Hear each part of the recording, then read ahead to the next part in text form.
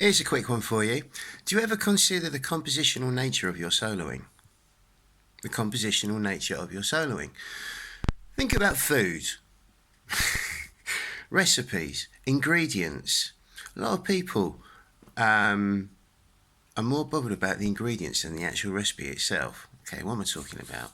The ingredients could be the licks, the lines you steal, the cellular ideas, the concepts, the scale properties, the licks. And you can have all your cupboards and your fridge and your freezer absolutely full of these ingredients. And you can be really rich, full of this stuff, Got all sorts of stuff in your cupboards, in your freezer, in your fridge. What are you going to do with it? You're going to eat it all together on one plate. But you need a recipe, some kind of a recipe that's going to find balance all these ingredients together. Same goes with soloing. One of the things that I do is I write solos. I compose solos. I love composition. I really, really love composition. And so when I do something like that, I sit down with pen and paper, my saxophone, and I'll write a solo. And when I do that, or before I just start doing that, what I do is I visualize and imagine what kind of group this solo would be played with, the tempo, the feel, the atmosphere, the environment. And then I would approach composing a solo along with what I've got in mind.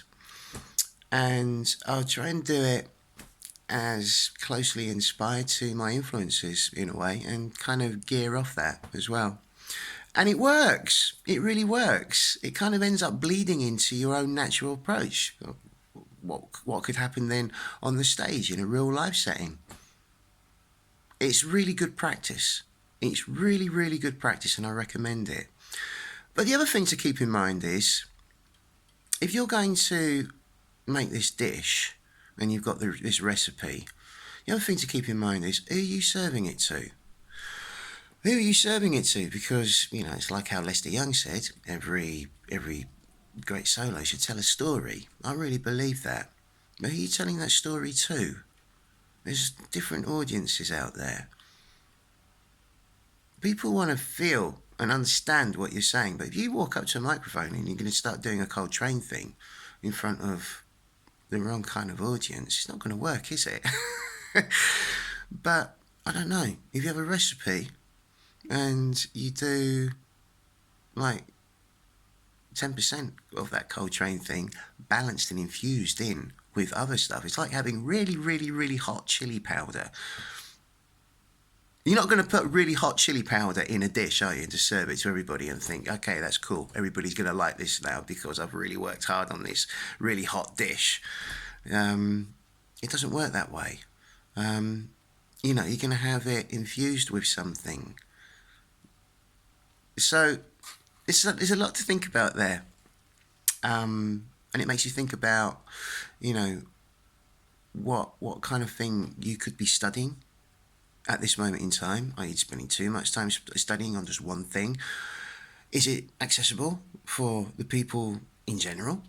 Is it not accessible? Is it only accessible to a minority of people?